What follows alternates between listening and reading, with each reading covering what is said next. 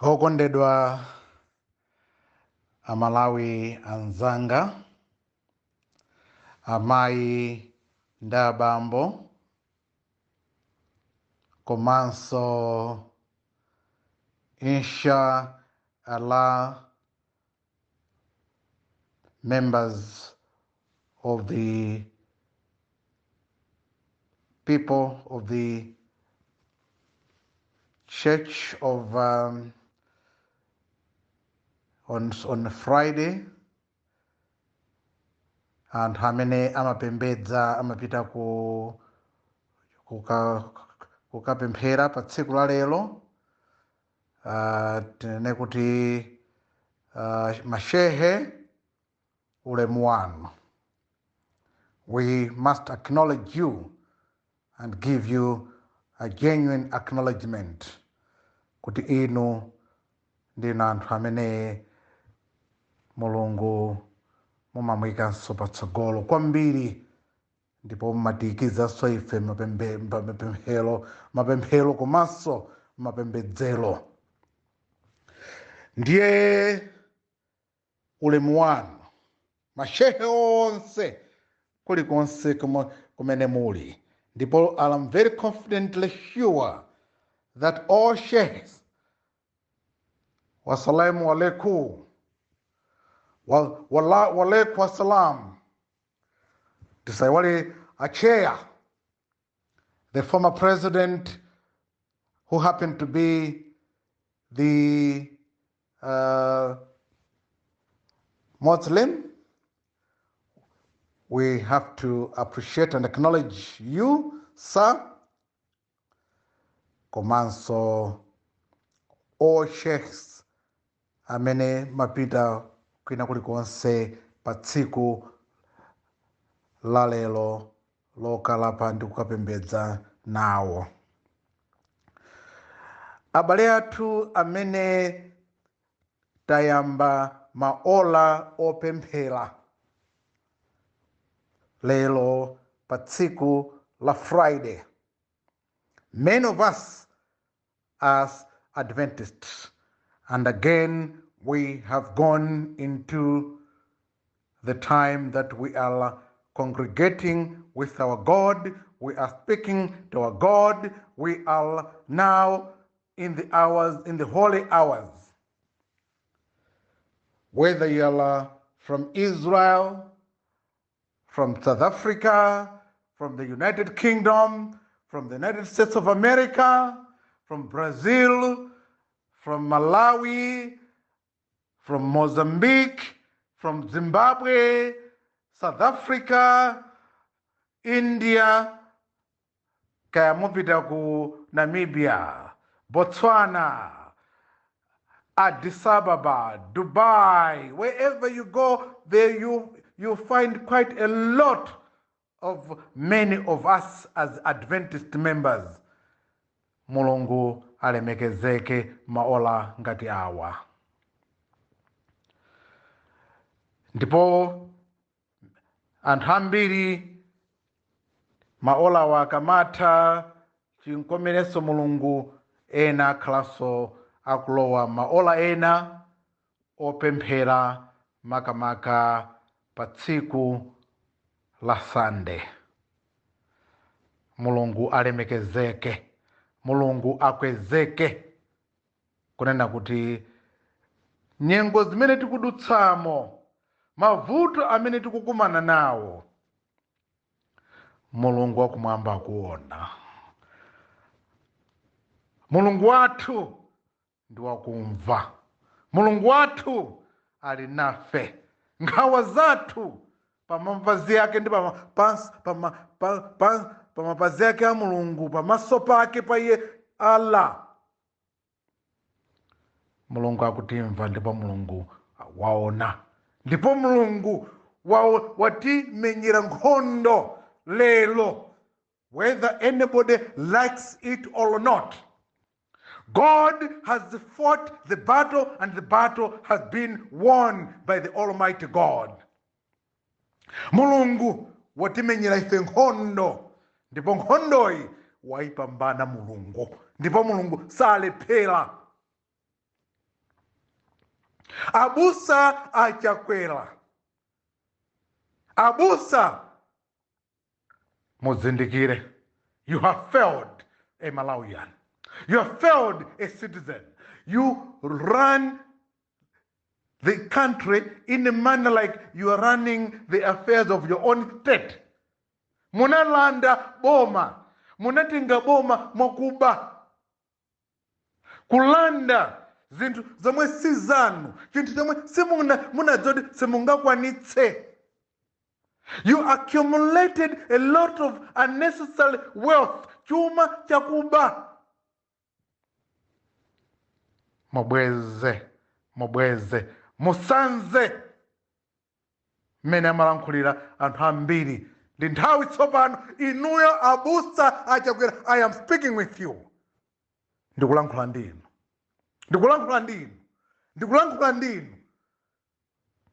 Kuba kumene munabera ife amalawi. Kuzimene munatilanda ife amalawi. Dziko lino lafika posaukitsitsa. Muzisanza abusa achakwera. We've been ife tafika posaukitsitsa kwambiri.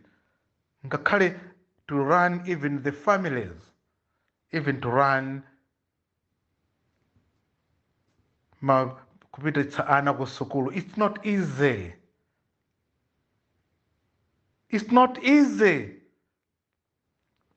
Ana akulephera kupita kusukulu. Ana akulephera kuphunzitsidwa bwinobwino. Ana akulephera kuthandizidwa bwinobwino. Because of you. Leadership matters most. Ndipo ndikukumbutseni abusa achakwera. Ndidanena ine Billy Banda, not in disagreeing but in agreement kuti tengani takupatsani, in agreement with the former president Professor Arthur Peter Mutharika amene analikonda dziko la Malawi, anakonda Malawi, sanafune to shed blood in this country. He allowed this country kuti inuyo mutenge dziko likhale ngati lanu. Ndipo munatengadi munamulanda Professor Arthur Peter Mutharika. Right honorable Atupere Muluzi, Dr. Bakiri Muluzi. He is a very upright man. Bwezi Malawi alipena pake pa tsiku la lero. Bwezi tikulankhula zinthu zina. Inde pena pali ponse zinthu zimasokonekera koma simene zinthu zakhaliramu. Abusa achakwera. Mwanama mwalankhula zinthu zomwe simunayenera kulankhula pa tsiku la pa 17 lerolo. Pa 17 February. Chomwe amalawi timayembekezera. Wina aliyense was simply expecting you to say, fellow ladies and gentlemen, fellow Malawians, Vice President, Right Honorable Speaker, Cabinet Ministers, I have resigned as President of the Republic of Malawi. And all Cabinet Ministers, my Vice President, we must all step down. Kuyambira lero, I am not the President, and I'm not the Vice President, the entire Cabinet. All members of different offices, Capitol Hill, all say a new structure, new system should have been reconstructed. Lelo. Deputy, His Excellency, former President of the Republic, Professor Arthur Peter Mutharika, come back where you are. Come and reclaim your destiny. Reconstruct Malawi. We need a new cabinet. We need a new reserve bank. We need a new system at the Capitol Hill. We need a new members of the coordination in terms of the diplomatic relationship. It's not that we are disagreeing or divorcing or but all we are reconstituting a new system, restructuring the new country. This country is now taken into a new direction because Malawi has lost its direction. Dziko lino laluza direction, malomo kuti tilowere dera limene timalowera tatenga njira yosalongosoka ndi chifukwa chake the economy has completely failed. Malawians are crying out each and every day. Ndakhandi kunena ndakhandi kulirira limodzi nda Malawi anzanga pena paliponse wina ndigereni chakuti ndilibe chakuti wina ndilibe ndiwo kunyumba ine ndilibe tonsefe tumachita ine ndizitenga kuti ndilibe chimene mukupemphacho bwenzi tikuthandizana koma chifukwa chakuti abusa achakwera mwalira kwera dziko mwamulakwira m'Malawi. Sindikuthonde nganene bwanji koma abusa mene akulankhulira various commentators at various levels ndigwirizane ndi my comrade, my brother, my friend Bon Kalindo Mtholo, Patricia Ngoma, Mphepo, Richard Mphepo, Mtanyiwa, Ponzilo Mvula, and all other fellow comrades. Mai kuzomba uku. Yes. Pangani moyenera ntchito yanu ndi ntchito yakuti titumikire kuthandiza Malawi. Tikonze dziko lathu lasochera. Ndipo ino a traffic ndi manena tsopano chifukwa chakuti zomwe zikuchitikano pano ndi nthawi yakuti tikonze Malawi. Ndipo ndakunyadirani kwambiri aphungu a nyumba ya malamulo, you members of the National Assembly in the opposition camp, reclaim your positions. Reclaim your position by serving us because we put you there. Abusa Achakwera, step down. Mutule pass. Reconstruct our country for the interests of the nation. Inuyo munalanda boma, munatibera. Ndipo munambera Malawi. Chifukwa chake wina aliyense pena paliponse akudandaula ndipo akulira. Fertilizer akulephera kuti anthu agule fertilizer anthu alephera. Zinthu zasokonekera, dziko lasokonekera. Tonani even maloni mabanki, the way things are happening because of you, your own mismanagement. Opposition, poor administrative structure ya opposition ndimene kuangisa zinthu kusokonekera. Malawi tilikonze dziko lathu ndipo tilikonde. Zinthu zambiri ndizotheka. Dziko lino tili ndi china chilichonse choti chikhoza kukhala chabwino. Chikhoza kukonzeka kuti Malawi ndikumanjoya ndikumanyadira kuti ma potholes awawo they will no longer be there. Ichi chimene chikuvuta apa sichidzakhala ponso. Izi mavuto awo onsewa they will no longer be there.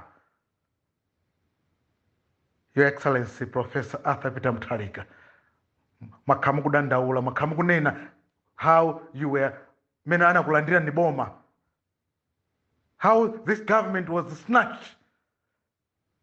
You made a passionate statement because simunafuni kuti to shed blood, because you didn't want to shed blood. Ndipo fellow Malawians, a Malawian zanga from Nsanje to Chitipa, Nkota Kota to Karonga, Mchinji to Mzuzu, Nzimba Tuneno, Salima Mangochi, Ngatabe, Likoma Island, Kasungu, Nchinji, Nchisi, Malawi. Tilikonde dziko lathu. Restructure our country. Mavuto amene tili nawowa sadzakhalaponso. Mulungu atimenyera nkhondo. Ndipo Mulungu wakumwamba alipo. And God is there in heaven. And Professor Arthur Peter Mutharika, inuyo, you are a prayerful man. Sit down with Right Honorable Tupele Muluzi, your former other entire system, Dr. Gudo Gondwe, Dali Tsokabambe, my comrade. Ino and hamene mama kalangati kuti simafuna kuuzidwa zona. You have to be told the truth. Musama kalangati kuti akakuuzani kuti iyayi ichimu timatere koma zinena kuti musama kalangati kuuzidwa kutsutsidwa okulangizidwa ndikulakwa. No. It's about time to be told the truth. The political players learn to be told the truth. Osati kukakamira. Chintu chomwe sichili chanu. Sichilo chomwe mufuna kukakamira choti kukangati mukulanda munthu. Zomwe iye akukuuzani musimufuna kumva. Ndi nthawi tsopano Malawi atumikiridwe ndi munthu amene anenera kutumikiridwa.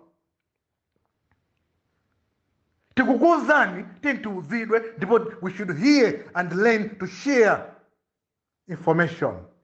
We must learn to share information because through sharing of information, we will make a better country. Zomwe adanena Hakainde, Zambian president, it's information that can be helping Malawi to restructure our country. Achakwera, we are not even talking to you. Inuyo ku parliament simukufunikanso ku nyumba ya malamulo mupachire katundu. Amalawi ngati simukwadziwa, they'll come and pack up. The Sri Lankan system will happen ku nyumba ya nyumba tidamanga ndife misonkho yathu mwachotsa anthu ntchito ku Malawi Revenue Authority, and how many who were doing a very good and patent job. MRA has been a very constructive system, a very important structure. Inu mukumachotsa anthu amene anayenera kutumikira koma mukuwachotsa just because you didn't like them. You politicize those positions, which is very unfair. Konzani Malawi, Malawi anzanga kuti tipange dziko lathu, kuti Malawi should be another heaven on earth. We have minerals, we have bumper, we could have been able to make bumper yield. Fertilizer, the bag of maize, we could have been at a very affordable cost. Ndipo chilichonse nchoteka tenti kwanze Malawi titumikirane to helping hands. Apunga nyumba ya malamulo zikomo kwambiri. Koma, when you've gone back to the National Assembly, don't dance to the tune of somebody who has cheated a common Malawian. Ndipo no clapping hands anymore. Otherwise, Malawians would deal with you are members of parliament. Don't play any appeasement. Don't play any appeasement at all. A common Malawian is worried about the way you're running the affairs. You are punga nyumba malamulo. But many of you have done well, especially on the 17th of February. Many of you will be commended and appreciated. And with the expectations, it's far much higher and greater. We will also collaborate with the South African comrades. Comrade Julius Malema. The time we had audience and we had chat in the Bloemfontein, we would wish to commend and refocus on beginning from the same interaction so that we can share notes and agree what we want to do on the 20th of March with people like comrade like Bon Kalindo, with comrade like Tanyiwa, people like Patricia Ngoma, all many members of the comrades in South Africa. We would like to work hands and do things for the betterment of our country, for the betterment of restructuring our economy, restructuring our country, because the resignation of South African Vice President is effectively the resignation of Chakwera. We need a new country in Africa. We need a new Malawi. We need a new Africa. We need all systems to work for the betterment and for the benefit of the nation. May God bless each one of us. May we fight for the interests of a common Malawian. Malawi don't say, tiime zilimbe. Dziko nondilatu. Tisauzide chochita. Pamene tikuberedwa. Tikupatsidwa zomwe sizili zathu akutibera. Atilanda, then let us reclaim. Zikomo kwambiri Malawi. Ndine Billy Banda. Thank you very much and God bless each one of you. Thank you.